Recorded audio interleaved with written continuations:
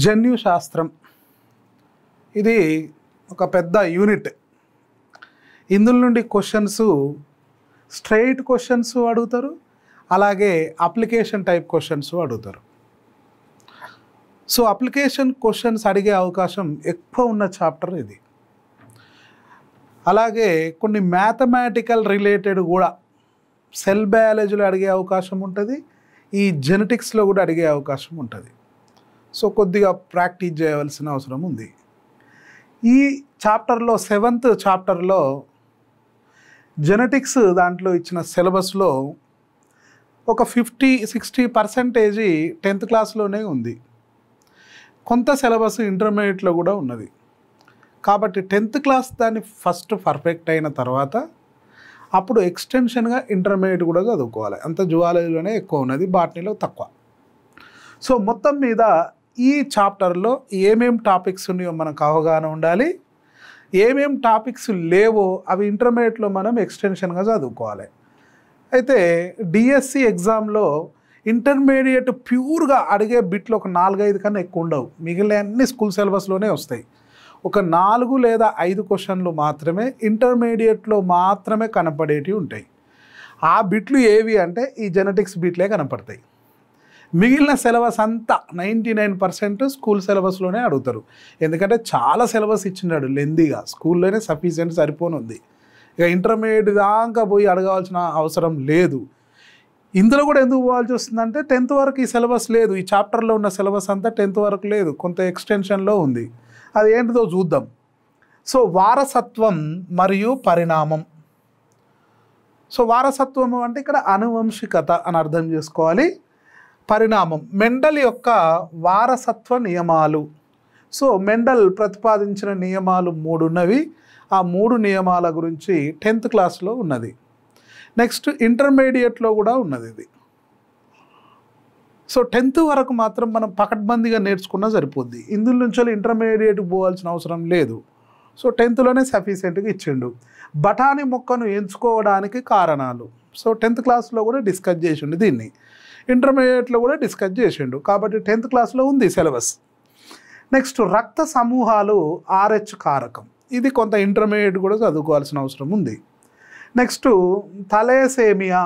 మానవులలో ఈ థలేసేమియా కూడా ఇంటర్మీడియట్ వరకు చదువుకోవాల్సిన అవసరం ఉంటుంది. మానవులలో లింగ నిర్ధారణ. సో 10thలో కూడా ఇచ్చిండు క్లియర్గానే. పరిణామ సిద్ధాంతాలు. సో 10th క్లాస్లో కూడా కనిపిస్తుంది మనకు. లామార్కిజము, డార్వినిజము, అలాగే పరిణామం, డార్విన్ పరిణామం. సో వాటి యొక్క ఆధారాలు ఏంటి ఆధారాలు? హోమోలాగస్ ఆధారాలు, సారూప్యత, అంతర్గత అవయవాలు, ఇవన్నీ 10thలో కూడా ఇచ్చిండు. Embryology and fossils. సో మానవుని యొక్క పరిణామం. సో మ్యాక్సిమం 10th క్లాస్లోనే ఉంది వీటికి సంబంధించిన బేసిక్స్ అన్నీ కూడా.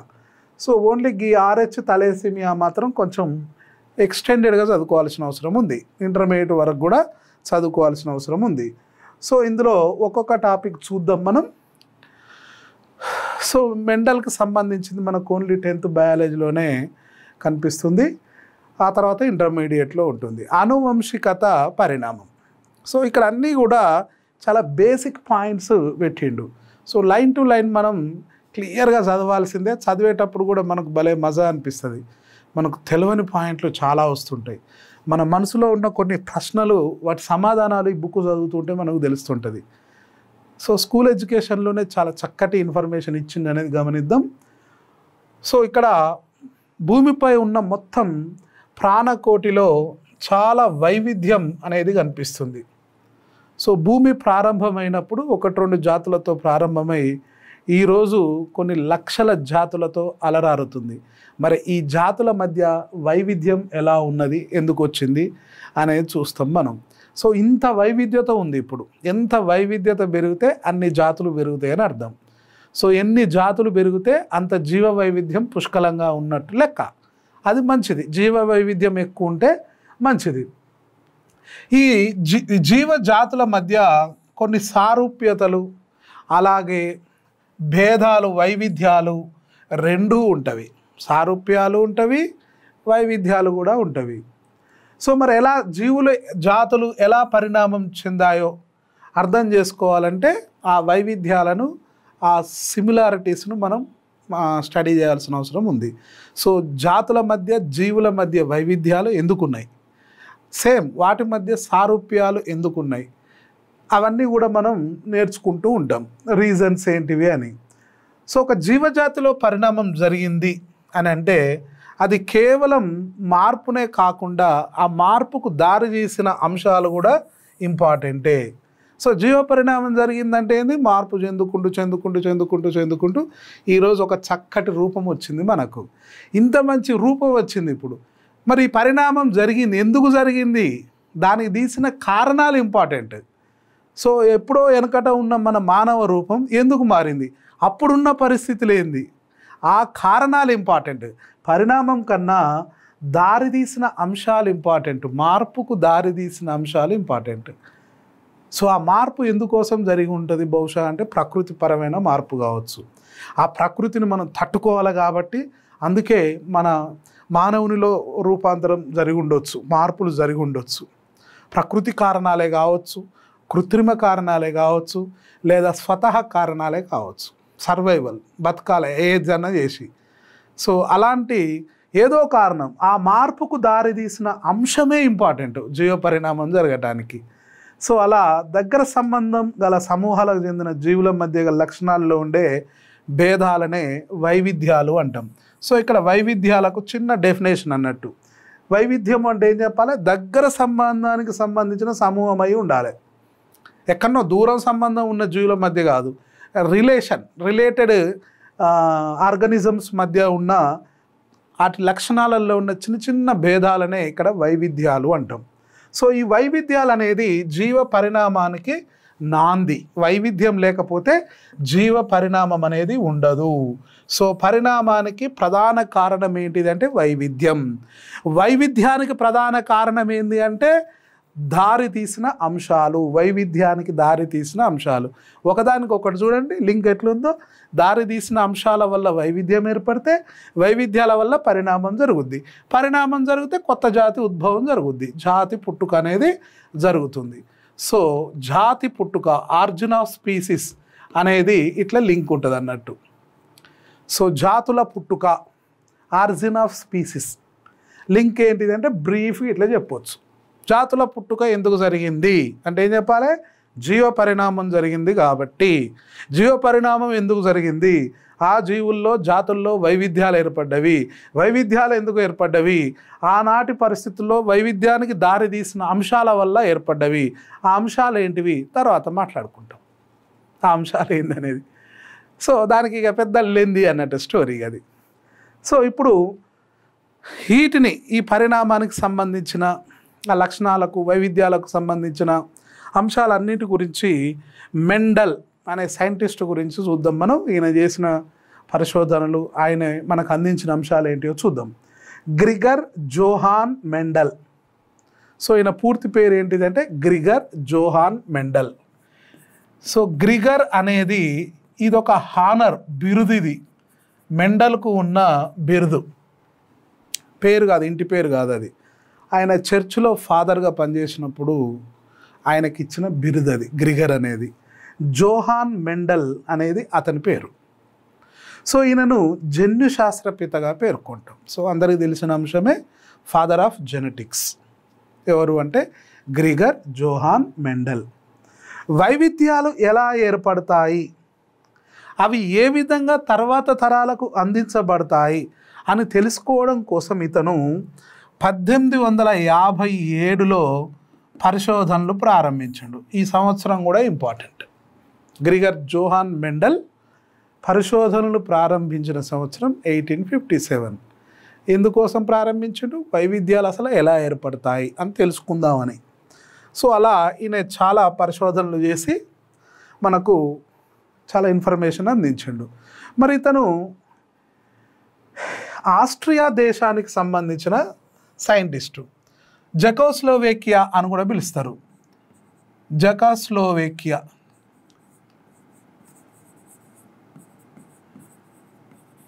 సో ఇప్పుడు దీన్నే ఆస్ట్రియా అని కూడా పిలుస్తారు. జెకోస్లోవేకియా లేదా ఆస్ట్రియా దేశానికి సంబంధించిన శాస్త్రవేత్త. ఏ సంవత్సరంలో అనుకున్నాం ఈయన ప్రారంభించింది? 1857. సో ఈయన ఏ మొక్క పైన చేసిండు అంటే బఠానీ మొక్క పైన చేసిండు. తోట బఠానీ, గార్డెన్ పీ అని పిలుస్తాం. సో తోట బఠానీ యొక్క సైంటిఫిక్ నేమ్ ఏంది? పైసం సెటైవం. సో పైసం సెటైవంను తోట బఠానీ అని పిలుస్తారు. ఇది ద్విదళ బీజ మొక్క. ఇందులో క్రోమోజోములు, ద్వయస్థితిక క్రోమోజోముల సంఖ్య 14. పైసం సెటైవం అనేది తీగ జాతి మొక్క, చిక్కుడు లాంటి మొక్క, తీగలాగా పెరుగుతుంది. కాకపోతే దీనిలో కొనపత్రకాలు నులితీగలుగా మారుతాయి. మనం మార్ఫాలజీలో నేర్చుకున్నాం. ఇది కొనపత్రకాలు నులితీగలుగా మారి ఏదో ఒక సహాయంతో ఎగబాకుతూ పెరుగుతుంది. ఇది పత్రకాలే రూపాంతరం చెంది నులితీగలైన ఇందులో కొనపత్రకాలు. అలాంటి బఠానీ మన దగ్గర పెరగదు, చల్లటి ప్రాంతాలలో మాత్రమే పెరుగుద్ది ఇది. సో ఇందులో క్రోమోజోమ్స్ ఎన్ని ఉంటాయి? 14 ఉంటాయి, ద్వయస్థితిక క్రోమోజోముల సంఖ్య. మరి ఈ బఠానీ మొక్కని ఎంచుకున్న ఆయన మెండల్. మరి ఈ బఠానీ మొక్కలో ఎన్ని లక్షణాలు ఉంటవి అంటే చాలా లక్షణాలు ఉంటవి. సో బఠానీ మొక్క చూపించే లక్షణాల సంఖ్య ఎంత అంటే ఇన్ఫినిటివ్. చాలా లక్షణాలు చూపిస్తుంది బఠానీ. ఎన్నో రకాల లక్షణాలు ఉంటాయి. వేరు, కాండం, పత్రం, అలాగే విత్తనాలు, ఫలాలు, అలాగే కేశాలు, అలాగే పుష్పంలో ఆకర్షణ పత్రాలు, ఇలాంటి చాలా లక్షణాలు ఉంటాయి. అన్ని మొక్కలు చూపించినట్టే ఇందులో కూడా చాలా లక్షణాలు ఉంటాయి. కానీ మెండల్ ఏం చేసిందంటే కొన్ని ప్రత్యేకమైన లక్షణాలను మాత్రమే ఎంచుకున్నాడు. ఆ ప్రత్యేకమైన లక్షణాలు 7 జతల ప్రత్యేక లక్షణాలు ఎంచుకోండు పైసంలో. ఎంచుకొని వాటిని పరిశీలించండు. ఇక్కడ గమనించాలి, బఠానీలో 7 జతల లక్షణాలే ఉండవు, చాలా లక్షణాలు ఉంటాయి. కానీ అతను గమనించింది మాత్రం, పరిశోధన చేసింది, పరిశోధనకు ఎంచుకున్నది 7 జతల పరస్పర వ్యతిరేక లక్షణాలున్న వాటిని ఎంచుకున్నాడు. సో అవి ఖచ్చితంగా పరస్పరం ఉంటుంది. ఉదాహరణకు మొక్క ఎత్తు, పొడవుగా ఉన్న బఠానీ చెట్టు, పొట్టిగా ఉన్న బఠానీ చెట్టు, ఇది పరస్పర వ్యతిరేక లక్షణం అన్నట్టే కదా. లక్షణం మాత్రం ఒకటే, ఎత్తు అనేది లక్షణం. కానీ ఆడ పొడవు, పొట్టి అనేది వ్యతిరేకంగా ప్రదర్శించే మొక్కలు ఉంటాయి. సో ఇలాంటి 7 జతల వ్యతిరేక లక్షణాలు గల బఠానీ మొక్కలను తన అధ్యయనం కోసం ఎన్నుకున్నాడు. అంటే ఓవరాల్గా మనం ఏం చెప్పొచ్చు, బఠానీలో ఇతను 7 జతల లక్షణాలను పరిశీలించిండు. ఇది ఇంపార్టెంట్ లైన్. మరి గన్నే ఉన్నాయా అంటే లేదు, చాలా లక్షణాలు ఉంటాయి. సో ఈయన చర్చిలో పనిచేసిండు అన్నట్టు కొద్ది రోజులు. ఆ చర్చిలో ఫాదర్గా పనిచేసిండు. అలాగే స్కూల్లో టీచర్గా కూడా, ఎన్విరాన్మెంటల్ సైన్స్ను బోధించే టీచర్గా కూడా పనిచేసిండు ఇతను. ఆ స్కూల్లో పనిచేసేటప్పుడు, చర్చిలో పనిచేసేటప్పుడు తోటలో, ఆ చర్చి యొక్క తోటలో, స్కూళ్ళ యొక్క గార్డెన్లలో ఈయన బఠానీ పైన పరిశోధనలు చేస్తుండేవాడు. సో ఆ బఠానీని ఏమని పిలవాలి? గార్డెన్ పీ, తోట బఠానీ అని పిలవాలి. ఆ బఠానీలో ఈ లక్షణాలను పరిశీలించిండు ఆయన. 7 సంవత్సరాలు కృషి చేసాడు. సో అన్నీ 7 చూడండి, 7 జతల లక్షణాలు, 7 సంవత్సరాలు. సో ఈయన 7 సంవత్సరాలు పరిశోధన చేసి చివరికి ఆయనకు వచ్చిన రిజల్ట్స్ను ఒక వ్యాసం, ఎస్సే రూపంలో రాసి ఆయన పబ్లిష్ చేసిండు. ఆర్టికల్, దాటిని ఇంటర్నేషనల్ ఆర్టికల్స్ అని పిలుస్తాం. సో అలా వ్యాసం రాసి ప్రచురించాడు. బఠానీ మొక్కను ఎంపిక చేసుకోవడానికి కారణాలు ఏంటిది? ఇది ఇంపార్టెంట్. ఇది కూడా గ్రిగర్ జోహాన్ మెండల్ భూమి మీద ఎన్నో మొక్కలు ఉండగా బఠానీ మొక్క పైన ఆయన పరిశోధన ఎందుకు చేయాలి? ఇక్కడ కనిపిస్తుంది బఠానీ చెట్టు, ఇది తీగలాగా కనపడుతుంది, ఇది బఠానీ కాయలు, గింజలు కూడా కనపడుతున్నాయి చూడొచ్చు. సో ఇది పైసం సెటైవం. సో ఈ మొక్కనే ఎన్నుకోవడానికి కారణం ఏంటంటే స్పష్టమైన లక్షణాలు కలిగి ఉండటం. ఉదాహరణకు గింజలు గుండ్రగా ఉన్నవి, అయ్యే గింజలు కొన్ని ముడతలు పడి ఉంటవి. సో బీజదళాలు పక్వానికి వచ్చినాక లోపల బీజదళాలు ఎల్లో కలర్లో ఉంటవి, పక్వం రాకపోతే గ్రీన్ కలర్లో ఉంటవి. సో ఇలా కాండము, పొడవైన కాండము, పొట్టి కాండము, పుష్పాలు శిఖరస్థము, గ్రీవస్థము, ఇలా స్పష్టంగా కనిపిస్తున్నాయి అన్నట్టు. అలా స్పష్టమైన లక్షణాలు కలిగి ఉండటం అనేది ఒక కారణం. ద్విలింగ పుష్పాలను కలిగి ఉండటం. సో ఈ మొక్క ద్విలింగ పుష్పాలను కలిగి ఉంటుంది. చిక్కుడు కూడా అంతే, మన దగ్గర ఉన్న చిక్కుడు కూడా ద్విలింగ పుష్పాలనే కలిగి ఉంటుంది. ఇది కూడా ద్విలింగ పుష్పాలను కలిగి ఉంటుంది. స్వతహా సిద్ధంగా ఇది ఆత్మపరాగ సంపర్కం జరుపుకునే మొక్క. ఇది ఇంపార్టెంట్, ఇది గుర్తుంచుకోవాలి. బఠానీ అనేది స్వతహా సిద్ధంగానే ఆత్మపరాగ సంపర్కం జరుపుకుంటుంది. ఈ మొక్క సెల్ఫ్ పాలినేటెడ్ ప్లాంట్ ఇది. నెక్స్ట్ ఇంకో విషయం ఏంటంటే, స్వతహాగా ఆత్మపరాగ సంపర్కం జరుపుకుంటుంది.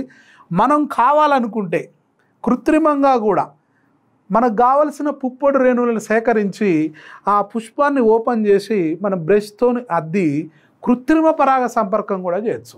కృత్రిమ అంటే ఏంది, మనిషి చేస్తుండే ఇక్కడ. కాబట్టి కృత్రిమ పరాగ సంపర్కం కూడా ఈ మొక్క యాక్సెప్ట్ చేస్తుంది. సో దాన్నే మనం సంకరీకరణానికి అనువుగా ఉండటం, దాన్నే మనం ఏమంటాం, సంకరీకరణం అంటాం. సో కృత్రిమంగా పరపరాగ సంపర్కాన్ని కూడా యాక్సెప్ట్ చేస్తుంది ఈ ప్లాంట్. అన్ని మొక్కలు యాక్సెప్ట్ చేయవు అవి. స్వతహాగా ఇది ఆత్మపరాగ సంపర్కం జరుపుకునే క్రాప్ ప్లాంట్.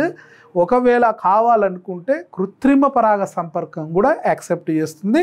అందువల్ల దాన్ని హైబ్రిడ్స్ ఏర్పడే అవకాశం ఉంటుంది. అందుకే దీన్ని హైబ్రిడైజేషన్ ప్రాసెస్ అని పిలుస్తాం, సంకరీకరణం అంటాం. ఇంకొకటి ఇది ఏకవార్షిక మొక్క మళ్ళీ. సో మెండల్ కన్నా ముందు జన్యు శాస్త్రవేత్తలు లేరా అంటే ఎందుకు లేరు, మస్తు మంది ఉన్నారు. కానీ వాళ్ళు సక్సెస్ కాలేదు, ఈయన సక్సెస్ అయ్యిండు. ఎందుకు అయ్యిండు అంటే ఇదే కారణం. వాళ్ళు ఎన్నుకున్న మొక్కలు బహువార్షిక మొక్కలు. ఒకసారి చెట్టు పుట్టిందంటే అది చచ్చిపోవాలంటే 10-20 సంవత్సరాలు ఆగాలి, ఒక తరాన్ని పరిశీలించాలంటేనే. కానీ ఈయన ఏకవార్షిక మొక్కను ఎన్నుకున్నాడు. అంటే ఇది 4 నెలలే బతకొచ్చు, 6 నెలలే బతకొచ్చు, సంవత్సరమే బతకొచ్చు. మొత్తం మీద 1 సంవత్సరం లోపు చచ్చిపోవాల్సిందే. జీవిత చక్రం అంతా కూడా 1 సంవత్సరం లోపల అయిపోవాలి. కాబట్టి చాలా తరాలను పరిశీలించగలుగుతాడు ఈయన. సో జనరల్గా ఇది 4 నెలల నుంచి 6 నెలల మధ్య క్రాప్ ఇది. సో మ్యాక్సిమం 6 మంత్స్లో క్లోజ్ అయిపోద్ది క్రాపు. కాబట్టి ఎన్నో తరాలను ఈయన పరిశీలించగలడు, ఎగ్జాక్ట్లీ రిజల్ట్స్ తీసుకురాగలడు అన్నట్టు. సో మెండల్ కన్నా ముందు పూర్వీకులు జన్యు శాస్త్రవేత్తలు ఫెయిల్ కావడానికి ప్రధాన కారణం వాళ్ళు బహువార్షిక మొక్కలు వాళ్ళ పరిశోధనలకు ఎన్నుకున్నారు. కానీ ఈయన ఏం చేసిండు, ఏకవార్షిక మొక్కను ఎన్నుకున్నాడు. ఇదే ఈయన సక్సెస్కు ప్రధాన కారణం. అదృష్టం కొద్దిగా మరి బఠానీ ఆయన దాని మీద ఆలోచించడం అనేది గ్రేట్. అంటే మరి మెండల్ డైరెక్ట్గా బఠానీ మొక్కను ఎన్నుకొని ఎక్స్పెరిమెంట్ చేసి ఉండొచ్చునా అంటే లేదు. బహుశా ఆయన కూడా 3-4 ప్లాంట్స్ మీద ప్రయోగాలు చేసి ఆఖరికి కొన్ని ఫెయిల్ అయ్యి ఉండొచ్చు. ఫైనల్గా బఠానీ పైన చేసినవన్నీ సక్సెస్ అయినాయి. సో బఠానీ మొక్క అనేది ఏకవార్షికం కావడం ఇక్కడ అదృష్టం. సో ఆ గ్రేట్ పర్సన్ మన ఇమేజ్ని గుర్తుపెట్టుకోవాలి. అప్పుడప్పుడు ఇమేజ్ కూడా క్వశ్చన్ రూపంలో అడగవచ్చు. ఇచ్చిన ఈ చిత్రంలో వ్యక్తి ఎవరు అని, ఈయన గ్రిగర్ జోహాన్ మెండల్. సో ఈయన ఆస్ట్రియా దేశస్థుడు. 1824లో పుట్టిండు, 1822లో పుట్టిండు, 1884లో చనిపోయిండు ఈయన. సో మనకు ఆ పర్టికులర్స్ ఇయలే కానీ సో ఈయన పీరియడ్ ఇది అన్నట్టు. గ్రిగర్ జోహాన్ మెండల్ చిన్న పల్లెటూరులో పుట్టిండు ఆయన. ఆస్ట్రియాలో మొరావియా అనే ఒక చిన్న విలేజ్లో పుట్టిండు. తర్వాత ఆయన చర్చ్ ఫాదర్గా బ్రున్ అనే టౌన్లో ఫాదర్గా టీచర్గా పనిచేసిండు. సో మనకు కూడా విలేజ్లో పుడతాం, టౌన్లోకి వచ్చి పనిచేస్తాం, తర్వాత సిటీలోకి పోయి ఫేమస్ అయ్యే అవకాశాలు ఉంటాయి.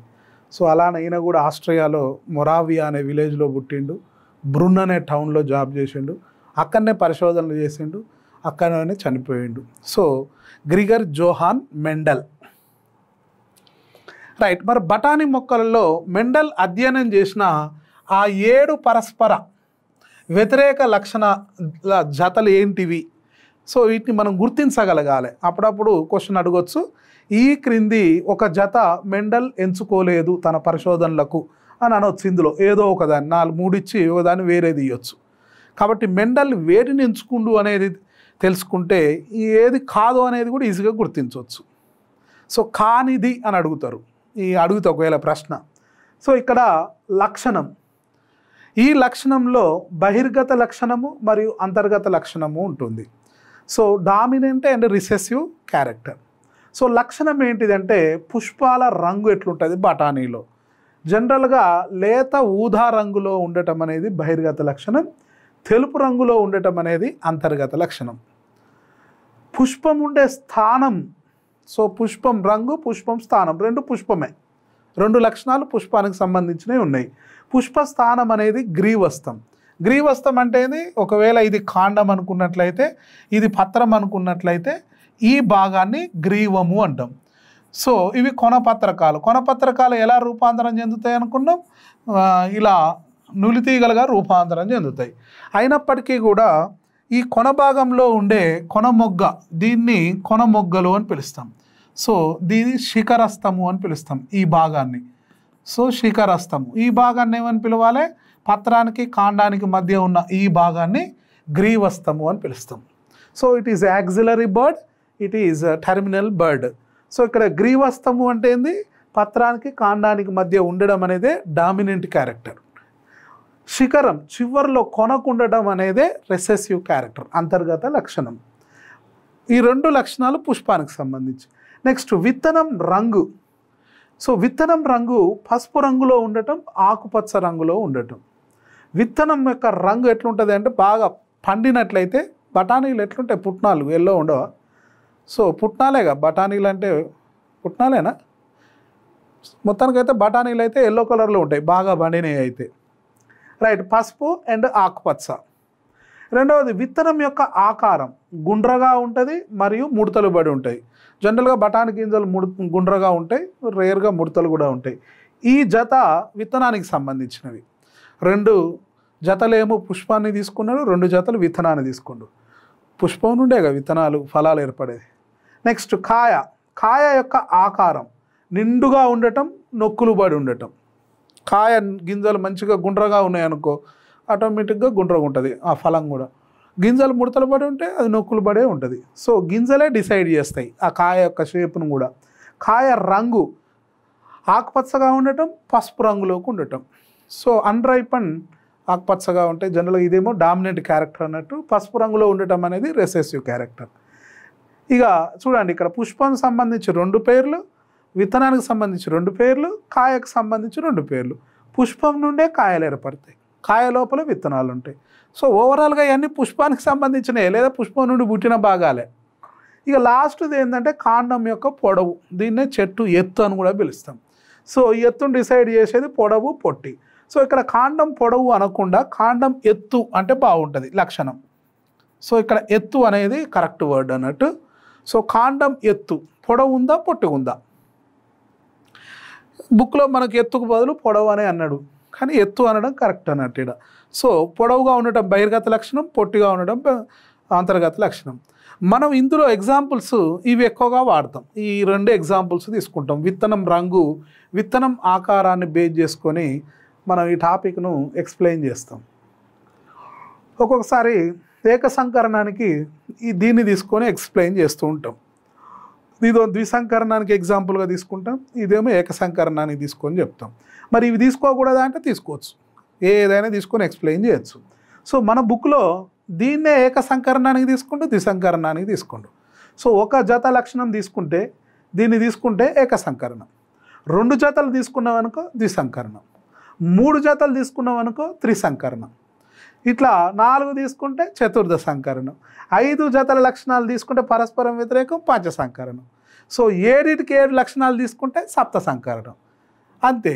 ఇక్కడ సంకరణాలను వాటి సంఖ్యను బట్టే ఎన్ని జతల వ్యతిరేక లక్షణాలను తీసుకొని నువ్వు పరిశీలిస్తుంటావో అవి సంకరణాలు పెరుగుతుంటాయి. ఈ లక్షణాలు పెరుగుతుంటే గజిబిజి పెరుగుద్ది. ఆ గజిబిజి పెరుగుతుంది కాబట్టి అర్థం కాదన్నట్టు. అందుకే విడివిడిగా పరిశీలిస్తారు, 1 లేదా 2 లక్షణాలనే పరిశీలించుకుంటూ పోతుంటారు. ఎట్ ఏ టైం 7 తీసుకుంటే అప్పుడు కన్ఫ్యూజన్ ఏర్పడి మనం గుర్తించలేం. పిల్లలకి ఏ పిల్లల్లోకి ఏ క్యారెక్టర్ పోతుందో గుర్తించడం కష్టమైద్ది. సో మొత్తం మీద 1 లేదా 2 సంకరణాలే తీసుకుంటారు. బఠానీ మొక్కలో మెండల్ నిర్వహించిన ప్రయోగాలు ఏమి సూచిస్తాయి? ప్రశ్న. ఏ కృత్రిమ ఎంపికను సూచిస్తాయి, బి సహజ ఎంపికను సూచిస్తాయి, సి జీనోటైప్ మరియు ఫీనోటైప్కు మధ్య సంబంధాన్ని సూచిస్తాయి, డి పరిణామ సిద్ధాంతాన్ని సూచిస్తాయి. ఇక్కడ ప్రశ్నను గమనించాలి. ప్రయోగాలు ఏమి సూచిస్తాయి అని అడుగుతుండు. అంటే ఇక్కడ ఆయన ఎంతసేపటికి ఆయన చేసిన ప్రయోగం జీనోటైప్ ఫీనోటైప్కు మధ్య సంబంధాన్నే సూచిస్తాం. అందుకే క్వశ్చన్ అడుగుతుంటారు, ఏకసంకరణం యొక్క దృశ్యరూప నిష్పత్తి ఎంత, ద్విసంకరణం యొక్క జనిరూప నిష్పత్తి ఎంత అంటాం. అంటే ఆ నిష్పత్తులను మనం హైలైట్ చేస్తున్నాం. అంటే అర్థమైంది, మెండల్ ఈ దృశ్యరూప నిష్పత్తి, జనిరూప నిష్పత్తి వాటి మధ్య గల సంబంధాలను వివరించడమే ఆయన చేసిన ఫైనల్ రిపోర్ట్ అన్నట్టు. రైట్. ఇక్కడ మీకు తెలుసా అని బుక్లో మనకు ప్రశ్నిస్తూ కొన్ని ముఖ్యాంశాలు ఇచ్చాడు. బఠానీ మొక్క పైన మనం తెలుసుకోవడానికి. బఠానీ అనేది ఏకవార్షిక మొక్క. వార్షికము అంటే సంవత్సరం అని అర్థం. అంటే తన జీవితకాలం ఒక సంవత్సరం లోపు ఎప్పుడైపోయినా దాన్ని ఏకవార్షికము అని పిలుస్తాం. ఖచ్చితంగా సంవత్సరం కావాల్సిన అవసరం లేదు. ఎప్పుడైపోయినా దాన్ని వార్షిక మొక్కే అంటాం. ఒకవేళ సంవత్సరం దాటేటట్టుంటే దాన్ని ద్వివార్షికము అంటాం. 2 సంవత్సరాలు దాటేటట్టుంటే దాన్ని బహువార్షికము అంటాం. త్రివార్షికం అనమిగ. ఏకవార్షికము, ద్వివార్షికము, నెక్స్ట్ వచ్చేది బహువార్షికమే. అంటే బహువార్షికాలు అంటే ఖచ్చితంగా ఎన్ని సంవత్సరాలు దాటి ఉండాలి జీవితకాలం పూర్తి కావటం? 2 సంవత్సరాలు దాటిందంటే చాలు, దాన్ని బహువార్షిక మొక్కలు అంటాం. సో ద్వివార్షికాలు సంవత్సరం దాటితే చాలు, దాన్ని ద్వివార్షికము అంటాం. ఏకవార్షికం అంటే సంవత్సరం లోపు ఎప్పుడైపోయినా దాన్ని ఏకవార్షికమే అంటాం. కొన్నిటి జీవితం వారాలలోనే పూర్తయింది, వాటిని ఎపిమెరల్స్ అంటాం. అల్పకాలిక మొక్కలు ఎపిమెరల్స్ అయినా కానీ ఏకవార్షికాలే. 8 వారాలలో పూర్తి చేసుకునే మొక్కలు ఉంటాయి. సో ట్రిబులస్ ఉంటాయిగా పల్లేరుగాయలు, అది 8 వారాలలో పూర్తి చేసుకుంటుంది. అయినా దాన్ని కూడా ఏకవార్షికం అనే పిలవాలి. క్రీస్తుకు పూర్వం 2000 సంవత్సరంలో ఆఫ్ఘనిస్తాన్లో బఠానీ మొక్క ఉన్నట్టు చారిత్రక ఆధారాలు ఉన్నాయి. సో ఆఫ్ఘనిస్తాన్లో బఠానీ మొక్క ఉన్నట్లు చారిత్రక ఆధారాలు ఉన్నాయి. ఎప్పుడు? క్రీస్తుకు పూర్వమే, క్రీస్తు పుట్టక ముందే 2000 సంవత్సరాలు, అంటే సింధు నాగరికత టైంలో అన్నట్టు. అప్పుడు ఆఫ్ఘనిస్తాన్లో బఠానీ ఉన్నట్టు ఆధారాలు ఉన్నాయి. బఠానే కాదు, సేమ్ ఆఫ్ఘనిస్తాన్లో బాస్మతి కూడా అక్కడి ప్లాంటే. ఏది బాస్మతి అనేది. సో ఆ బాస్మతి బియ్యం ఇప్పుడు ప్రపంచవ్యాప్తంగా ఎంత ఫేమస్ తెలుసు. ఆ బాస్మతితో తయారు చేసిన బిర్యానీ కూడా, హైదరాబాద్ బిర్యానీ అంటే ప్రపంచంలో ఇంత టేస్ట్ బిర్యానీ ఎక్కడ దొరకదు. సో అంత పాపులర్. సో ఆ బిర్యానీ దేనితో చేస్తారంటే బాస్మతి. ఆ బాస్మతి మీద పేటెంట్ ఎవరికి ఉంది అంటే ఇండియాకే ఉంది పేటెంట్. మరి ఆ బాస్మతి పుట్టింది ఎక్కడ అంటే ఆఫ్ఘనిస్తాన్. అరే ఆఫ్ఘనిస్తాన్లో పుట్టిన బాస్మతికి పేటెంట్ ఆఫ్ఘనిస్తాన్కు ఉండాలిగా, మనకెందుకు ఉన్నది అనేది ప్రశ్న ఇక్కడ. ఎందుకు అంటే ఆ బాస్మతి డెవలప్ చేసిన ఆ పురాతన కాలంలో ఆఫ్ఘనిస్తాన్ ఇండియాలో ఒక భాగం అప్పట్లో. అందుకే అది భారతీయులు డెవలప్ చేసిందిగానే పరిగణిస్తారు. సో అలాగే బఠానీ కూడా కొన్ని 2000 సంవత్సరాల పూర్వం, బిఫోర్ క్రైస్ట్, అక్కడ ఉన్నట్టు ఆధారాలు ఉన్నాయి. 2250 నుండి 1750, ఇది ప్యూర్లీ సింధు నాగరికత పీరియడ్. ఇది హరప్పా ప్రాంతంలో, హరప్పా ప్రస్తుతం పాకిస్తాన్ వాయువ్య భారతదేశం, ఇది బఠానీని పండించినట్టు రుజువులు ఉన్నాయి. అంటే సింధు నాగరికత, హరప్పా నాగరికత చదివేటప్పుడు మనకి పాయింట్ వస్తుంది అన్నట్టు. వరి పండించారు, అలాగే బఠానీ కూడా పండించినట్టు ఆధారాలు ఉన్నాయి. బఠానీలో ACEK ఇలాంటి విటమిన్లతో పాటు బి కాంప్లెక్స్ విటమిన్లు కూడా ఉన్నవి. ఇక ఇందులో లేనిది ఏది అంటే ఒక డి విటమిన్ అనేది లేదు, అంతే. సో బఠానీలో డి విటమిన్ తప్ప, ఇది తప్ప అన్ని విటమిన్లు ఉన్నవి. అలాగే iron, magnesium, manganese, phosphorus, sulphur, zinc, calcium ఇలాంటి లవణాలు కూడా ఈ బఠానీలో ఉంటాయి. కాబట్టి బఠానీలు తినాలి. అన్ని మినరల్స్ దొరుకుతున్నాయి, పుష్కలంగా మినరల్స్ ఉన్నాయి కాబట్టి. అలాగే ప్రోటీన్, అది బఠానీ అనేది ప్రోటీన్, పప్పు దినుసులు, అది పప్పు దినుసులే కదా అందులో ఉన్నాయి. కాబట్టి చాలా బలమైన ఫుడ్ అది బఠానీలు. అందుకే గప్చిప్పులు తినేటప్పుడు కూడా చాలా రుచి ఉంటుంది బఠానీలు. సో గప్చిప్పులలో బఠానీ లేకపోతే టేస్టే రాదు, అది ప్రోటీన్ ఫుడ్. కాబట్టి బఠానీలు తినాలి. రైట్. ఎల్లప్పుడూ ఒక లక్షణానికి కారణమైన ఒక జత కారకాలను, ఇంగ్లీష్లో వీటి కారకాలను ఫ్యాక్టర్స్ అని పిలుస్తారు. సో తెలుగులో ఏమని పిలవాలి? ఫ్యాక్టర్స్ను కారకము అని పిలవాలి. మెండల్ పరికల్పన చేసిండు. అంటే మెండల్కు విషయం ఏంటంటే ఫ్యాక్టర్, కారకము అనే పదం వాడిండు. తర్వాత కాలంలో మెండల్ తదనంతరం ఈ కారకాన్ని జీన్ అని పిలిచారు. తెలుగులో జన్యువు అని పిలిచారు, ఇంగ్లీష్లో జీన్ అని పిలిచారు. అంటే ఇప్పుడు మెండల్కు జీన్ అనే పదం తెలుసా అంటే తెలియదు పాపం. మెండల్కు జన్యువు అనే పదం, జీన్ అనే వర్డ్ తెలియదు. సో ఆయనకు ఆయన దీనికి సబ్స్టిట్యూట్గా వాడిన పదం ఏది అంటే కారకము. ఆ తర్వాత ఈ జీన్స్ గురించి చదివే శాస్త్రాన్నే జెనెటిక్స్ అని పిలుస్తారు. తెలుగులో జన్యు శాస్త్రము అని పిలుస్తారు. సో ఇప్పుడు అనుకుందాం మనం, మెండల్కు జీన్ అనే పదము తెలుసా, జెనెటిక్స్ అనే పదము తెలుసా అంటే తెలియదు. సో మెండల్కు జీన్ అంటే ఏందో తెలియదు, జెనెటిక్స్ అంటే ఏందో తెలియదు. కానీ మనకు తెలుసు జీన్ అంటే ఏందో తెలుసు, జెనెటిక్స్ అంటే ఏందో తెలుసు. కానీ పాపం దీని ఫౌండర్ వాళ్ళు మెండల్, ఆయనే చేసిన ఫౌండేషన్ మనం చదువుకుంటున్నాం ఇప్పుడు. కానీ ఇప్పుడు ఏం మాట్లాడుకుంటున్నాం, ఆయనకే తెలియదని మాట్లాడుకుంటున్నాం. కాకపోతే ఈ పదాలను అతను ఉపయోగించలేదు. ఆ కాన్సెప్ట్ ఫౌండరే ఆయనే, అందుకే ఫాదర్ ఆఫ్ జెనెటిక్స్ అని పిలుస్తాం. సో గ్రిగర్ జోహాన్ మెండల్కు జీన్ అనే వర్డ్, జెనెటిక్స్ అనే వర్డ్ తెలియదు. గ్రిగర్ జోహాన్ మెండల్ జీన్స్కు బదులు వాడిన పదమే కారకం. దాన్ని ఇంగ్లీష్లో ఏమని పిలుస్తాం, ఫ్యాక్టర్. ఫ్యాక్టర్ అనే పదాన్ని వాడిన వ్యక్తి ఎవరు అంటే ఏం చెప్పాలి, మెండల్. సో ప్రతి లక్షణాన్ని, ఏదైనా సరే ప్రతి లక్షణాన్ని ఒక కారకం, ఒక జత కారకం. సో ప్రతి లక్షణాన్ని ఒక జత కారకాలు నిర్ధారిస్తవి అని చెప్పిండు. ఇప్పుడు ఒక జత కారకాలు అంటే ఏమర్థం చేసుకోవాలి, ఒక జత జన్యువులు అని అర్థం చేసుకోవాలి. సో ప్రతి లక్షణాన్ని ఒక జత జన్యువులు నిర్ధారిస్తాయి అనేది దాని అర్థం. ఆయనకు జన్యువు అని తెలవక ఏమన్నాడు, కారకము అన్నాడు. ఇప్పుడు వీటిని మనం ఏమని పిలుస్తున్నాము, జీన్సు అని పిలుస్తున్నాం. జీన్సు జన్యువులు అని పిలుస్తున్నాం. ఈ జన్యువుల గురించి చదివే శాస్త్రాన్ని ఏమని పిలుస్తున్నాం, జన్యు శాస్త్రము. ఈ జీన్స్లో ఏమన్నా మార్పు వస్తే దాన్ని ఏమని పిలవాలి, వైవిధ్యాలు అని పిలవాలి. ఈ వైవిధ్యాలు యథాతథంగా పిల్లల్లోకి పోవటాన్ని ఏమని పిలవాలి, అనువంశికత. సో ఈ వైవిధ్యాలు, అనువంశికత, జన్యువులు వీటన్నిటి గురించి చదవటాన్ని ఏమని పిలుస్తాం, జెనెటిక్స్.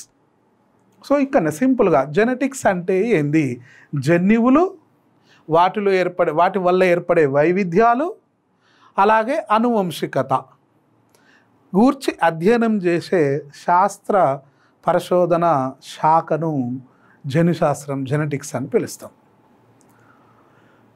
రైట్. పొడవైన మొక్కలు తీసుకుందాం. పొడవైన మొక్కలు, ఇందులో బఠానీ. ఎంతసేపటి బఠానీ గురించి మాట్లాడాలి మనం, మెండల్ పరిశోధనల గురించి కాదుగా చర్చించేది కదా. రైట్. పొడవైన మొక్కలు, ఓకే, బఠానీలో పొడవైన మొక్కలు ఉన్నాయి. ఎల్లప్పుడూ పొడవైన మొక్కలనే ఉత్పత్తి చేస్తాయా, అవి ఉత్పత్తి చేసిన పిల్లలు కూడా పొడవే ఉంటాయా, ఎప్పుడు పొడవైనయే ఉత్పత్తి చేస్తాయా అనేది ప్రశ్న. పొడవైన బఠానీ మొక్కలు ఎల్లప్పుడూ పొడవైన బఠానీ మొక్కలనే ఉత్పత్తి చేస్తాయా అనేది క్వశ్చన్.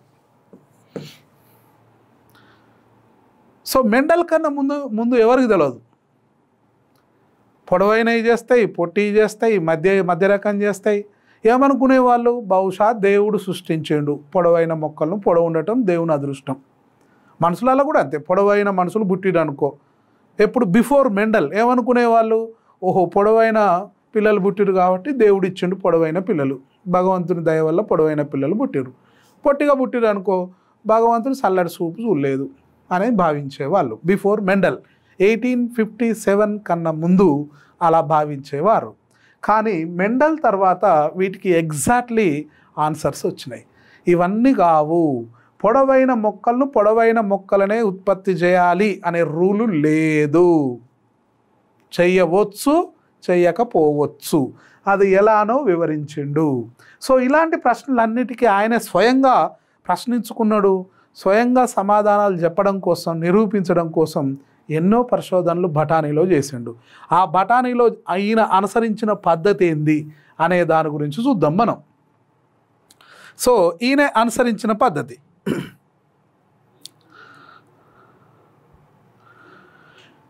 సో మెండల్ ఏం చేసిందంటే బఠానీ మొక్కను ఎంచుకున్నని మాట్లాడుకున్నాం మనం. ఈ బఠానీ మొక్కను ఎంచుకొని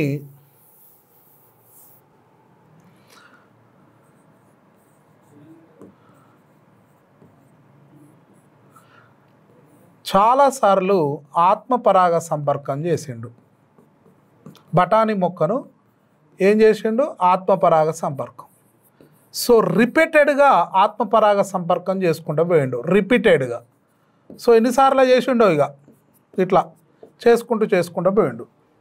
అలా ఒక 5-6 తరాల పాటు ఆత్మపరాగ సంపర్కం చేసుకుంటూ సంతతి రాబట్టి ఆ సంతతిలో మళ్ళీ ఆత్మపరాగ సంపర్కం, మళ్ళా సంతతి, ఆ తర్వాత ఇలా చేయగా పోగా చివరికి వచ్చేదాన్ని ప్యూర్ లైన్ అని పిలుస్తాం. సో ప్యూర్ లైన్ తెలుగులో శుద్ధ వంశ క్రమాలు అని పిలుస్తారు. శుద్ధ వంశ క్రమాన్ని రాబట్టిండు. సో మెండల్ ప్రయోగాలన్నీ కూడా ఇలానే చేసిండు. ఖచ్చితంగా ఆయన ఏం చేసిండు, ఎన్నుకున్న మొక్కల్లో ఏ బఠానీ వెరైటీ, ఆయన 16 రకాల బఠానీ మొక్కలు ఎంచుకున్నాడు. వాస్తవంగా ఒక్క రకం కాదు, అన్ని రకాల బఠానీలలో సేమ్ రిజల్ట్. సో ఆయన ఏ రకం ఎంచుకున్నా కానీ ఏం చేసిండు, చాలా 5-6 తరాల పాటు ఆత్మపరాగ సంపర్కం చేసి ఆయన ప్రయోగానికి ఎన్నుకోవలసిన మొక్కలు ఏవి అంటే ప్యూర్ లైన్స్. ఈయనే ఇక్కడ నుండి ప్రయోగం స్టార్ట్ చేసేటోడు, ప్యూర్ లైన్స్ని ఎన్నుకొని. మరి ఆ ప్యూర్ లైన్స్ ఎట్లా రాబట్టేటోడు అంటే అట్లా రాబట్టేటోడు ఆత్మపరాగ సంపర్కాల ద్వారా. సో ఫైనల్గా ఏం ఎంచుకున్నాడు, ఆయన ఏం తీసుకున్నాడు అంటే ప్యూర్ లైన్స్ని తీసుకుండు. సో ఇక్కడ కూడా అదే ఉంటుంది చూడండి. మెండల్ తాను ఎంపిక చేసిన మొక్కలలో మొదటగా ఆత్మపరాగ సంపర్కం జరగనిచ్చాడు.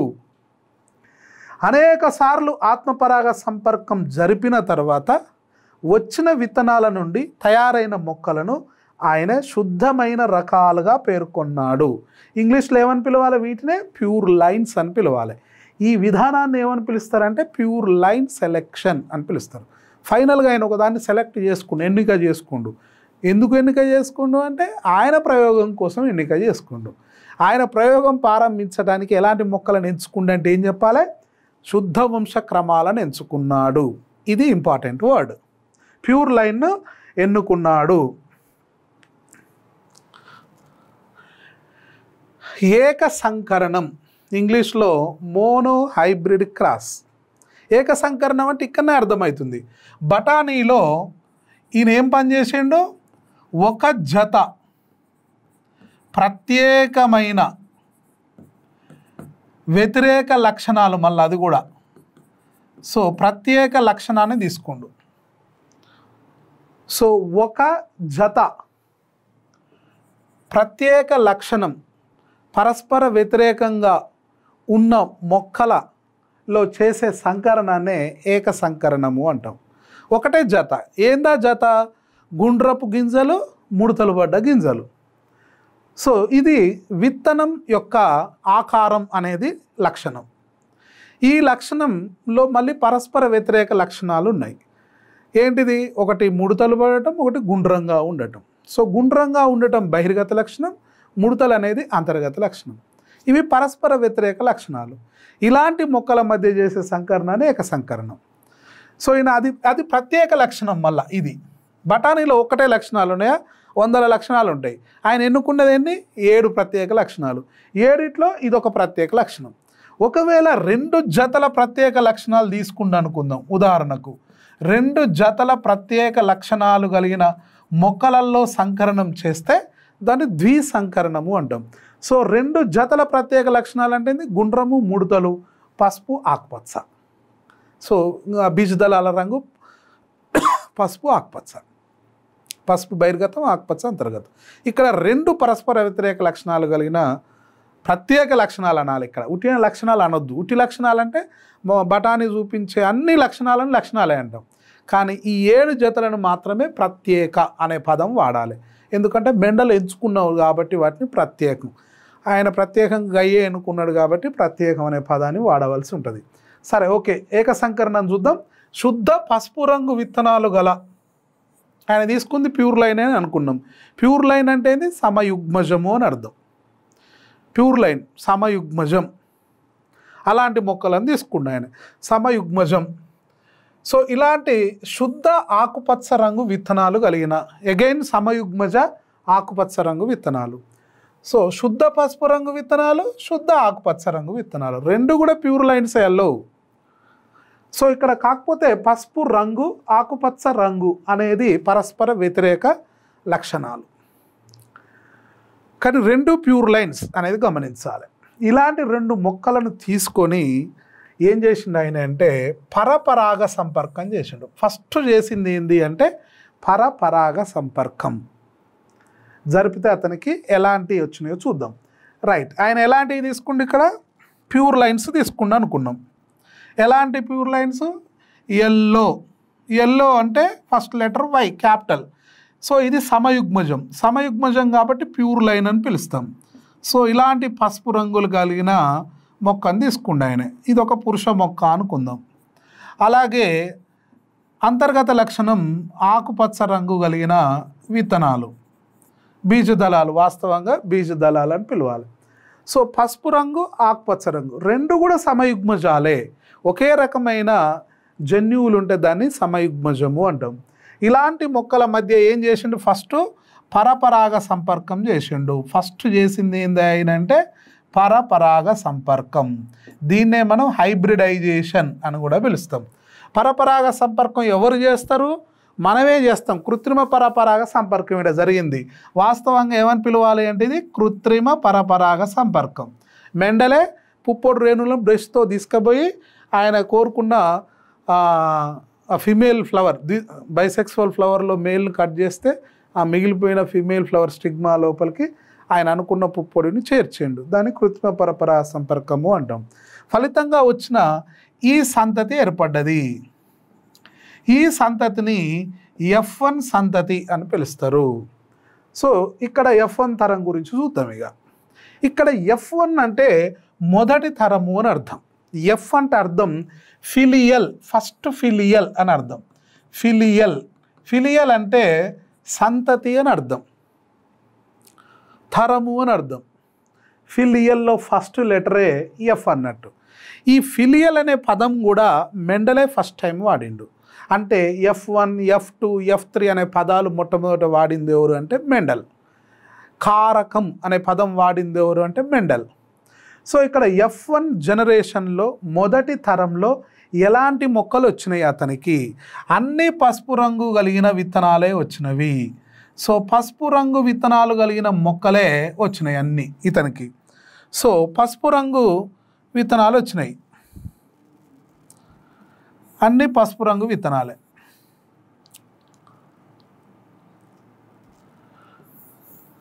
గమనించాలి, ఇక్కడ జరిగింది పరపరాగ సంపర్కం, ఇక్కడ ఏర్పడ్డాయన్నీ కూడా పసుపు రంగు. పసుపు రంగు అంటే ఏంటిది?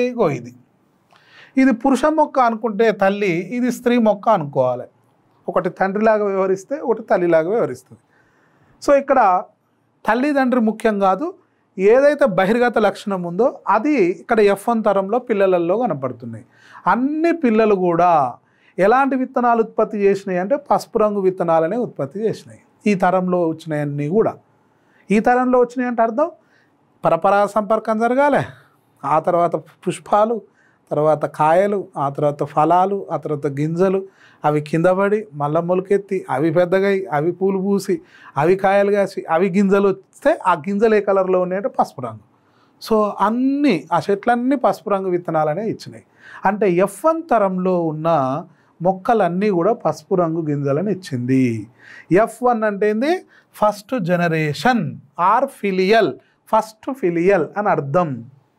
ఇప్పుడు ఇందులో 2 మొక్కలు తీసుకోండు. F1లో ఒక 2 మొక్కలను తీసుకోండు. చాలా మొక్కలు వచ్చినాయి కదా పసుపు రంగు.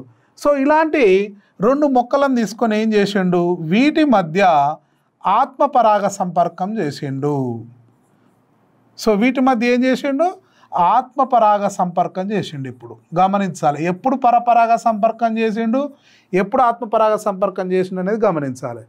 ఇప్పుడు ఈ ఆత్మపరాగ సంపర్కం చేస్తే ఇతనికి కొన్ని మొక్కలేమో పసుపు రంగు గింజలు కలిగిన మొక్కలు వచ్చినాయి, కొన్ని ఏమో ఆకుపచ్చ రంగు కలిగిన వచ్చినవి.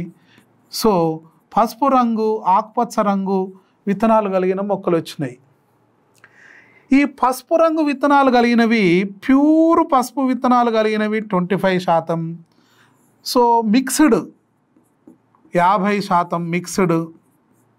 ప్యూర్ ఆకుపచ్చ రంగులో ఉన్నవి 25% వచ్చినాయి. సో మొత్తం మీద పసుపు రంగు ఎన్ని వచ్చినాయి అంటే 75%, ఆకుపచ్చ ఎన్ని వచ్చినాయి అంటే 25%. సో నిష్పత్తి ప్రకారం చూస్తే 3:1 వచ్చినాయి. ఈ తరాన్ని ఇప్పుడు F2 తరం అని పిలవాల్సి వస్తుంది. సో F1 తరంలో ఉన్న 2 మొక్కలను తీసుకొని వాటినే జనకులుగా ఎంచుకొని ఆత్మపరాగ సంపర్కం చేస్తే ఇక్కడ వచ్చిన ఈ సంతతిలో కొన్నేమో నిజమైన ఒరిజినల్ ప్యూర్ లైన్స్, పసుపు రంగు ప్యూర్ లైన్స్ వచ్చినాయి. నెక్స్ట్ ఆకుపచ్చ ప్యూర్ లైన్స్ వచ్చినాయి. ఇక్కడ మాత్రం ప్యూర్ లైన్స్ రాలే, మధ్యస్థంగా వచ్చినాయి. అంతర్గత లక్షణం బహిర్గత లక్షణం మిక్స్డ్ అయి వచ్చినాయి. సో ఇలా 25% ఏమో పసుపు శుద్ధ వంశ క్రమాలు, 25% ఏమో ఆకుపచ్చ విత్తనాల శుద్ధ వంశ క్రమాలు వస్తే 50% మాత్రం మిక్స్డ్ వచ్చినాయి ఇక్కడ. కాకపోతే పసుపు రంగు అనేది బహిర్గతం. ఇలా 3:1లో వచ్చినాయి అన్నట్టు. దీన్నే మనం ఇప్పుడు F2 తరం యొక్క దృశ్యరూప నిష్పత్తి ఎంత అంటే 3:1. రైట్. ఇక్కడ ఇంకొక పాయింట్ ఏంటంటే దృశ్యరూప నిష్పత్తి అనే ఒక వర్డ్ వాడిన మీద. దృశ్య అంటే ఏంది? కళ్ళకు కనపడాలి. అలా కళ్ళకు కనపడితేనే దాన్ని దృశ్య రూపము అంటాం. సో మనకి ఇది కళ్ళకు కనపడుతున్నాయి. పసుపు రంగు గింజలా ఆకుపచ్చ గింజలా అనేది మన కళ్ళకు కనపడుతుంది. కాబట్టి వచ్చిన F2 తరంలో వచ్చిన మొక్కల విత్తనాలన్నీ కళ్ళకు కనపడతాయి. కాబట్టి ఎన్ని కనపడుతున్నాయి అంటే 70% మొక్కల విత్తనాలు పసుపు రంగులో కళ్ళకు కనపడుతున్నాయి, 25% మొక్కల విత్తనాలు ఆకుపచ్చ రంగులో ఉన్నవి అనేది కళ్ళకు కనపడుతున్నాయి. కాబట్టి దీన్ని దృశ్యరూప నిష్పత్తి అంటాం. 3:1. నెక్స్ట్ ఇక్కడ గమనించాలి, పసుపు శుద్ధ వంశ క్రమం మన కళ్ళకు కనపడదు. ప్యూరా లేకపోతే మిక్స్డా తెలియదు. సో ఇది కూడా ప్యూరా మిక్స్డా తెలియదు. బయటికి చూస్తున్నావు ఇది పసుపులోనే ఉంది, ఇది పసుపులోనే ఉంది. కానీ లాబొరేటరీకి పోయి పరిశోధన చేస్తే ప్యూర్ పసుపు ఒకటి ఉంటే డూప్లికేట్ హెట్రోజైగస్ విషమయుగ్మజ పసుపు 2 ఉంటే ప్యూర్ ఆకుపచ్చ ఒకటి ఉంది. దీన్ని జీనోటైప్ అని పిలుస్తాం. జీనో అంటే ఏంది? జన్యువుల పరంగా ఒరిజినల్గా వాటి నిష్పత్తి ఏంది అంటే 1:2:1. క్వశ్చన్, ఏక సంకరణంలో F2 తరంలో జన్యురూప నిష్పత్తి ఏమి అంటే ఏం చెప్పాలి? 1:2:1. ఏక సంకరణంలో F1 తరంలో ఎలాంటి మొక్కలు వచ్చాయి? అన్నీ పసుపు రంగు విత్తనాలే, 100%. అన్నీ విషమయుగ్మజ మొక్కలే, అంటే అన్ని విషమయుగ్మజ మొక్కలే వచ్చినాయి, అన్నీ పసుపు రంగు మొక్కలే వచ్చినవి. ఇక్కడ ఎలాంటి పర్సంటేజ్లు, ఎక్కడ ఎలాంటి నిష్పత్తులు ఉండవు. ఇక్కడ కేవలం F2 జనరేషన్లో మాత్రమే ఉంటాయి నిష్పత్తులు. రైట్. ఇక్కడ చూడొచ్చు, దాన్నే F2 తరంలో ఉన్న పేరెంట్స్ను F1:F1 అనుకున్నాం. చూడండి ఎలాంటి సంపర్కం ఇక్కడ జరిగింది. ఇక్కడ ఆత్మపరాగ సంపర్కం జరిగింది. సో ఆత్మపరాగ సంపర్కం ఇక్కడ ఫిమేల్ తీసుకున్నాడు, ఇక్కడ మేల్ తీసుకుండు. సో ఇక్కడ ఇలాంటి మొక్కలు తీసుకుండని అర్థం. ఎందుకంటే F1 తరంలో విషమయుగ్మజ మొక్కలు వస్తాయి కాబట్టి ఆ మొక్కలను తీసుకోండి. ఇక్కడ క్లియర్గా చూద్దాం.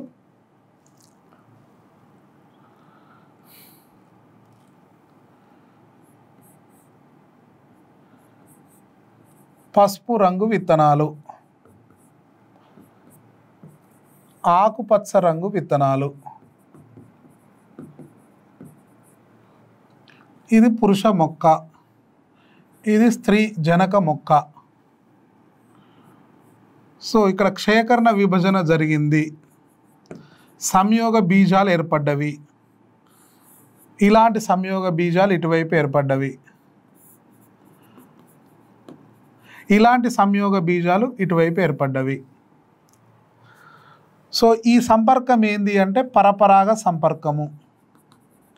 ఎలాంటి పరపరాగ సంపర్కము అంటే మనమే చేస్తాం. ఇది అంటే మెండల్ చేసిండు. కృత్రిమ పరపరాగ సంపర్కం.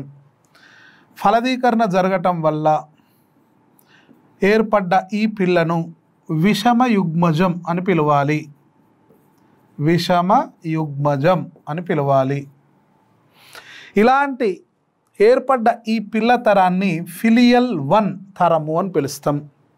ఫిలియల్ 1 తరంలో ఎలాంటి మొక్కలు ఏర్పడ్డవి? అన్నీ విషమయుగ్మజ మొక్కలే ఏర్పడ్డవి. అవన్నీ కూడా పసుపు రంగు విత్తనాలనే ఉత్పత్తి చేసినవి.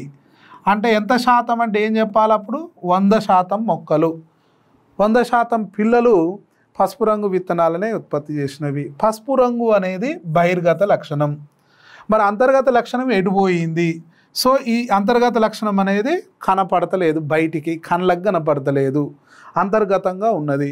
కానీ ఇక్కడ బహిర్గత లక్షణమే కళ్ళకు కనపడడం వల్ల ఎక్స్పోజ్ అయింది కాబట్టి విత్తనాలన్నీ పసుపు రంగులోకి వస్తుంది. అంటే ఇక్కడ దీని అర్థం ఏంది, బహిర్గత జన్యువు మాత్రమే ఆ లక్షణాన్ని బయటికి కనిపిస్తుంది, అంతర్గత జన్యువు యొక్క లక్షణం మన కళ్ళకు కనపడతలేదు. సో ఈ F1 తరంలో ఎలాంటి ఏర్పడ్డాయి మొక్కలు అంటే ఏం చెప్పాలి, అన్ని విషమయుగ్మజ మొక్కలే ఏర్పడ్డాయి. ఆ విషమయుగ్మజ మొక్కల యొక్క క్యారెక్టర్ ఏంది అంటే అన్ని పసుపు రంగు బీజదళాలే. ఏ నిష్పత్తి అంటే ఇక్కడ నిష్పత్తి ఉండదు, 100% పసుపు రంగు బీజదళాలు కలిగిన మొక్కలే. మరి ఏ లక్షణం కనపడుతుంది ఈడ అంటే బహిర్గత లక్షణం మాత్రమే కనపడుతుంది. ఏ లక్షణం కనపడతలేదు అంటే ఏం చెప్పాలి, అంతర్గత లక్షణం కనపడతలేదు. మరి ఈ పిల్లలలో ఈ జన్యువు లేదా, దానికి సంబంధించిన జన్యువు అంటే ఉన్నది, ఉన్నా కానీ కనపడతలేదు. ఎందుకు కనపడతలేదంటే ఈ జన్యువు దాన్ని తొక్కేస్తుంది. సో బహిర్గత లక్షణం అనేది అంతర్గత లక్షణాన్ని తొక్కేస్తుంది, అణిచేస్తుంది. అందుకే మనకు అంతర్గత లక్షణం కనపడదు. ఇప్పుడేం చేసినాం, మనం ఈ F1 తరంలో ఉన్న 2 మొక్కలను తీసుకున్నాం. సో ఇటువైపు ఒక మొక్కను తీసుకున్నాం, ఇటువైపు ఒక మొక్కను తీసుకున్నాం. ఒకటి పురుష మొక్కగా, ఒకటి స్త్రీ మొక్కగా తీసుకున్నాం. అంటే ఇటువైపు YY తీసుకున్నాం, అలాగే ఇటువైపు కూడా YY తీసుకున్నాం. ఇప్పుడు వీటి మధ్య ఏం చేయాలి, ఆత్మపరాగ సంపర్కం చేయాలి. ఇది గమనించాలి, ఆత్మపరాగ సంపర్కం. ఆత్మపరాగ సంపర్కం చేస్తే క్యాపిటల్ YY వచ్చింది, క్యాపిటల్ Y స్మాల్ y వచ్చింది, క్యాపిటల్ Y స్మాల్ y వచ్చింది, 2 స్మాల్ yలు వచ్చినాయి. సో ఈ 3 కూడా పసుపు రంగులో ఉన్నాయి, ఇదొకటి ఆకుపచ్చ రంగులో ఉన్నది. ఒరిజినల్ ప్యూర్ లైన్ ఎల్లో ఇదొక్కటే, original pure line green colour ఇదొక్కటే. ఈ 2 మాత్రం విషమ యుగ్మజాలు. ఇలా ఉంటే దీన్ని ఏమని పిలవాలి, విషమ యుగ్మజం. ఇలా ఉంటే ఏమని పిలవాలి, సమయుగ్మజం శుద్ధ వంశ క్రమం. నెక్స్ట్ ఇలా ఉంటే ఏమనాలి, సమయుగ్మజం శుద్ధ వంశక్రమం. ఒకటేమో బహిర్గత శుద్ధ వంశక్రమం, ఇంకోటి అంతర్గత శుద్ధ వంశక్రమం. ఇది మాత్రం విషమ యుగ్మజం. ఇప్పుడు దీనిలో మనకేం అర్థమైందంటే 3/4 ఎల్లో సీడ్స్ వచ్చినాయి. మొత్తం 4 వస్తే అందులో 3 ఎల్లో కలర్ ఉన్నాయి, ఒకటి మాత్రమే గ్రీన్ కలర్ ఉన్నాయి. కాబట్టి దీన్ని 3:1 అని పిలుస్తాం. సో కళ్ళకు కనపడుతుంది కాబట్టి ఇది దృశ్యరూప నిష్పత్తి. నిజంగా జన్యువుల పరంగా చూస్తే ప్యూర్ లైన్ ఇది ఒకటే ఉంది. సో ఇది విషమయుగ్మజాలు 2 ఉన్నాయి. నెక్స్ట్ ఇంకొక ప్యూర్ లైన్ ఒకటి ఉంది. కాబట్టి దీన్ని జీనోటైపిక్ రేషియో అంటాం, ఇది ఫినోటైపిక్ రేషియో అంటాం. సో దీని ప్రకారంగా మెండల్ ప్రతిపాదించిన కొన్ని పరికల్పనలు చూద్దాం. 3 పరికల్పనలు చెప్పిండు మన కథను. ఏంటియో చూద్దాం ఒక్కొక్కటి. ఏంటి అంటే మెండల్ ప్రతిపాదించిన మొదటి పరికల్పన ఏంటిది. సో పరికల్పన అంటే మీనింగ్ ఏంది, హైపోథాటిక్ కాన్సెప్ట్, ఊహించి చెప్పడమే. ఆయన కూడా ఊహించిండు. ఏంటిది బహుశా అంటే బఠానీ మొక్కలో ప్రతి ప్రత్యేక లక్షణాంశానికి 2 కారకాలను కలిగి ఉంటుంది అని ఊహించిండు. ప్రతి ప్రత్యేక లక్షణం, ప్రత్యేక అనే పదం వాడిండు, గమనించాలి. అంటే ఆయన అనుకున్నాడు చూడు 7 జతల లక్షణాలు, అందులో ప్రతి ప్రత్యేక లక్షణానికి 2 కారకాలు ఉంటాయి అనేది ఊహించిండు. ఇది ఇలా లక్షణాన్ని కలిగించడానికి కారణమైన దాన్ని కారకం అన్నాడు. కారకం అంటే ఏంది మన భాషలో ఇప్పుడు జీన్. సో ప్రతి లక్షణానికి 2 కారకాలు ఉంటాయి. 2 కారకాలు అంటే 2 జీన్స్, ప్రతి లక్షణానికి 2 జీన్స్ ఉంటాయి అనేది ఆయన ఉద్దేశం. ఇది మొదటి పరికల్పన. మెండల్ శుద్ధ జాతులను మాత్రమే తన ప్రయోగాలకు ఎన్నుకున్నాడు. అవును, ఇవన్నీ కూడా జనరల్ పాయింట్సే. ఒకసారి ఉంటేనే చూద్దాం, అన్ని జనరల్ మీకు తెలిసినవి ఉంటాయి. శుద్ధ జాతి పసుపు రంగు విత్తనాలను ఉత్పత్తి చేస్తుందంటే దానిలో 2 కారకాలు ఒకే రకానికి చెందినవి అని అర్థం. ఇక్కడ ఏం వర్డ్ వాడిండు, ప్యూర్ లైన్ అనే వర్డ్ వాడిండు. ప్యూర్ లైన్స్ అంటే ఇది ఖచ్చితంగా ఉంటే ఇదన్నా ఉండాలి, ఉంటే ఇదన్నా ఉండాలి.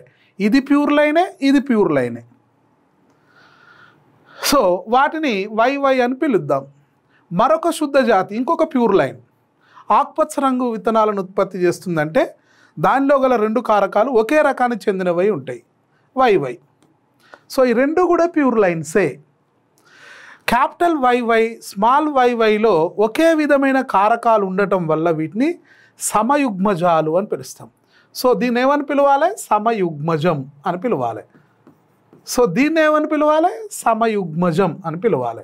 అంటే సమయుగ్మజాలను సింపుల్గా మనం ఏమని పిలవచ్చు? ప్యూర్ లైన్స్ అని కూడా పిలవచ్చు. సో శుద్ధ వంశ క్రమాలు అని కూడా పిలవచ్చు. సో సమయుగ్మజ స్థితిలో ఉన్న మొక్కలను ప్యూర్ లైన్స్ అని పిలుస్తాం, శుద్ధ వంశ క్రమాలు అని పిలుస్తాం. అలా కాకుండా ఇలా ఉన్నట్లయితే దీన్ని విషమయుగ్మజాలు, హెటిరోజైగస్ అని పిలుస్తాం. హెటిరోజైగస్ అంటే వేరువేరు కారకాలు ఉన్నవి, వేరువేరు జన్యువులు ఉన్నాయి. ఒకటి బహిర్గత లక్షణాన్ని సూచించేది, ఒక అంతర్గత లక్షణాన్ని సూచించేది. దీన్ని ఏమని పిలవాలి అంటే మనం విషమయుగ్మజం అని పిలవాలి. ఇవన్నీ బేసిక్ లైన్స్ అన్నట్టు. అంటే బేసిక్ లైన్స్ తెలిస్తేనే మనకు జెనెటిక్స్ అర్థమైంది.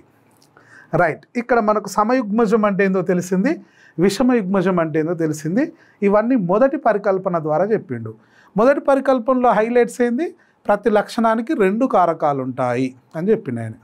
కారకము అంటే జన్యువు అని మనకు అర్థమవుతుంది.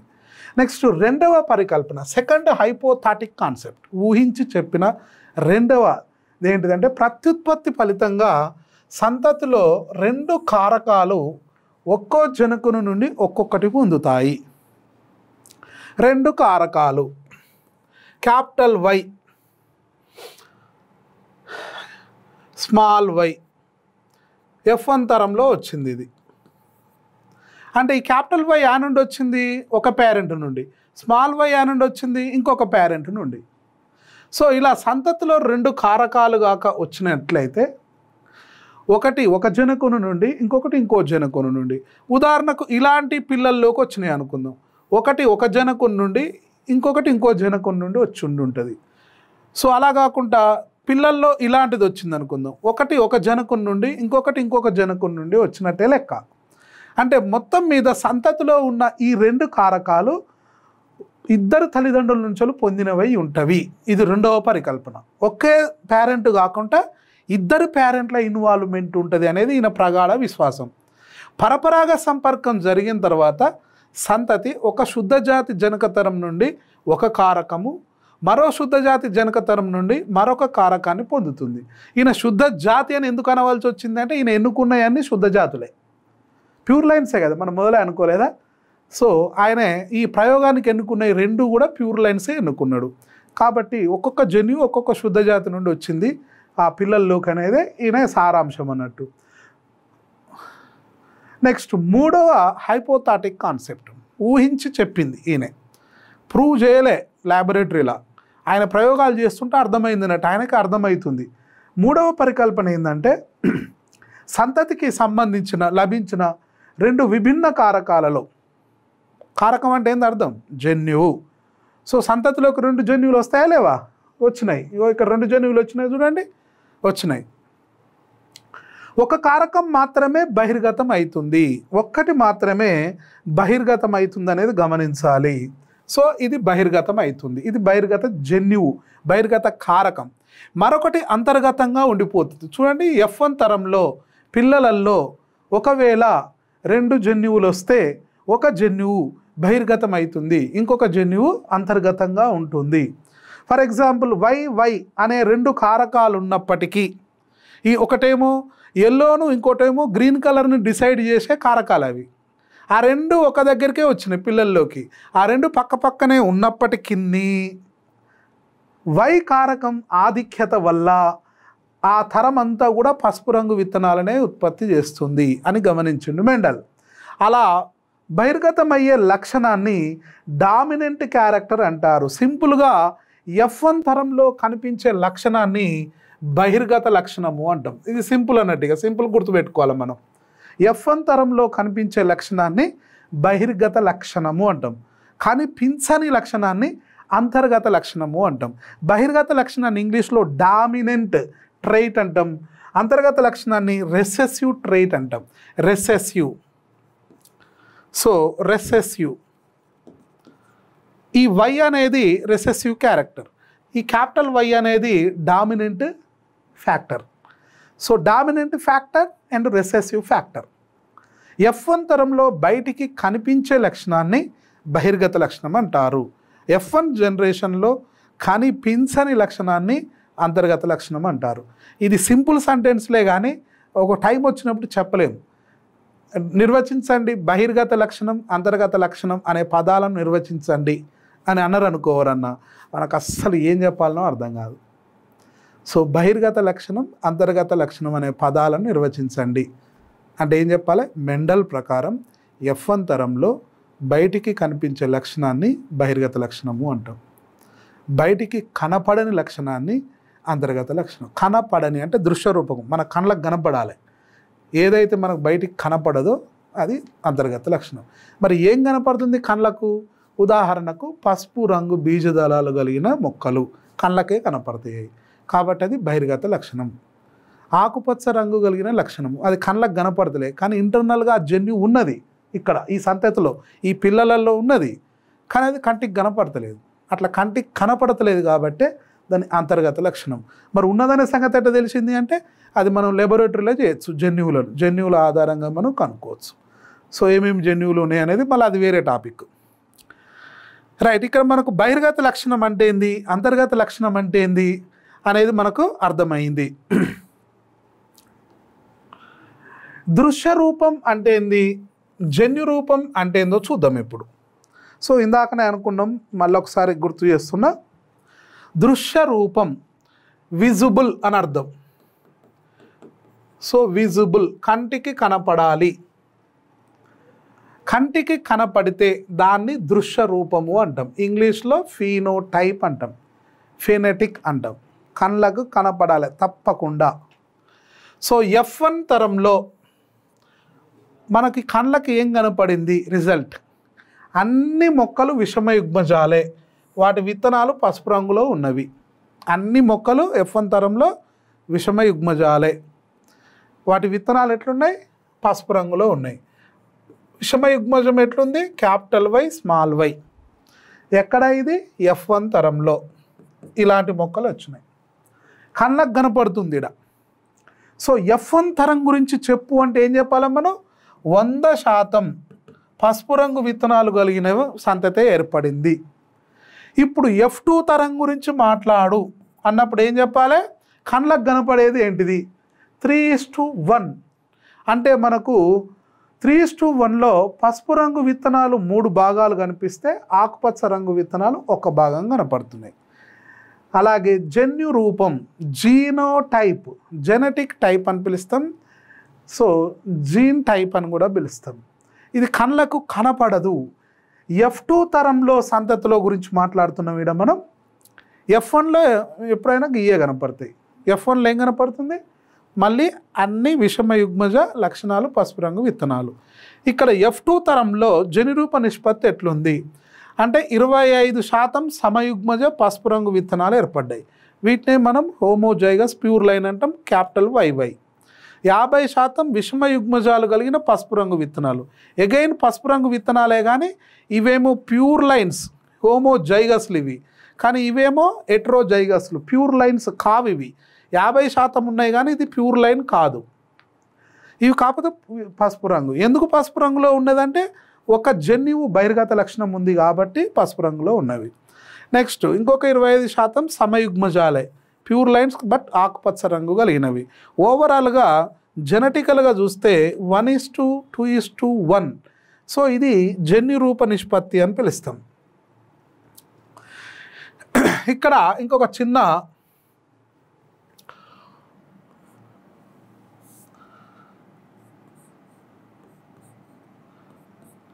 ఇక్కడ ఒక ప్రయోగం చేద్దాం.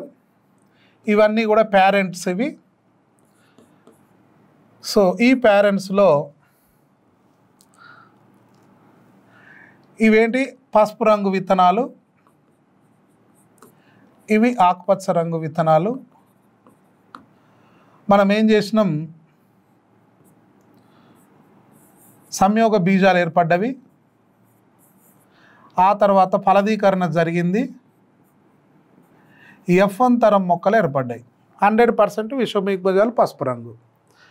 ఇప్పుడు ఇందులో ఆత్మపరాగ సంపర్కం చేసినాం. ఆత్మపరాగ సంపర్కం చేస్తే ఎలాంటి మొక్కలు ఏర్పడ్డవి?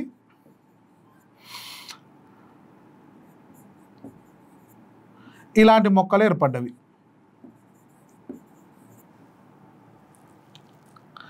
సో సో F2 తరంలో ఎలాంటి మొక్కలు ఏర్పడ్డవి? సో ప్యూర్గా 25% ఇవి 50%, ఇవి 25%. ఓవరాల్గా 3 భాగాలు పసుపు, 1 భాగం మాత్రమే ఆకుపచ్చ ఏర్పడ్డాయి. వీడి వరకు మనకు అర్థమైంది. ఇది దృశ్యరూప నిష్పత్తి కళ్ళకు కనపడుతుంది. ఇప్పుడు ఏం చేద్దామంటే ఇవి ప్యూర్ లైన్స్, ఇవి విషమ యుగ్మజాలు, ఇది మళ్ళీ ఇంకొక ప్యూర్ లైన్. ఈ ప్యూర్ లైన్లో ఆత్మపరాగ సంపర్కం చేద్దాం. ఈ మొక్కలలో కూడా ఆత్మపరాగ సంపర్కం చేద్దాం. ఈ మొక్కలలో కూడా ఆత్మపరాగ సంపర్కం చేద్దాం. ఈ వచ్చిన సంతతిని ఇప్పుడు ఏమని పిలవాలి? F3 అని పిలుస్తాం, 3వ జనరేషన్ అంటాం. సో F2 తరంలో వచ్చిన మొక్కలను మరొక మారు ఆత్మపరాగ సంపర్కం చేస్తే వచ్చిన సంతతిని ఏమని పిలవాలి? F3. అదే రిజల్ట్ అన్నట్టు, ఇక్కడ ఉన్న రిజల్ట్ అదే. మంచిగా పరిశీలిద్దాం. ఇప్పుడు F3 తరం కూడా ఎట్లుందో అబ్జర్వ్ చేయాలి మనం. సో జనరల్గా మనం F1 F2నే చూస్తాం, కానీ F3 ఆడ చూడం. మన స్కూల్ బుక్లోనే ఇచ్చిండు, చూడండి ఎంత మంచిగా ఇచ్చిండు F3 కూడా. F2 తరం మొక్కలను స్వపరాగ సంపర్కం చేయగా, సో F1లో కూడా ఏం చేస్తున్నాం? స్వపరాగ సంపర్కమే. F2లో కూడా ఏం చేస్తున్నాం? స్వపరాగ సంపర్కమే. రైట్. ఇప్పుడు ఎలా చేస్తున్నాం? ఆత్మపరాగ సంపర్కం అనేది సమయుగ్మజాలలో చేస్తున్నాం. అంటే ఇలాంటి 2 మొక్కల మధ్య మనం ఆత్మపరాగ సంపర్కం చేస్తున్నాం. ఒకటే మొక్క, 2 మొక్కలు ఎందుకు? ఆ మొక్కలో ద్విలింగ పుష్పంలో ఆత్మపరాగ సంపర్కం జరుగుద్ది. సో పుప్పొడిలో అదే జీన్స్ ఉంటవి, ఇలాంటి జీన్సే ఉంటవి. అటు అండంలో కూడా ఎగ్గులో కూడా అలాంటి జీన్సే ఉంటవి. సో ఇప్పుడు ఏం చేసిండు ఇక్కడ? వీడు ఒకవైపు ఇది తీసుకున్నాడు, ఒకవైపు ఇది తీసుకోండు, 2 ఇయే కదా.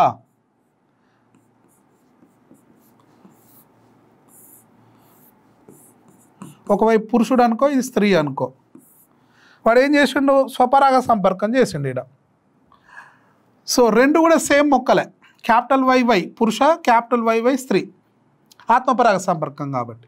ఎలాంటి మొక్కలు ఏర్పడతాయి? 2 YY, YY.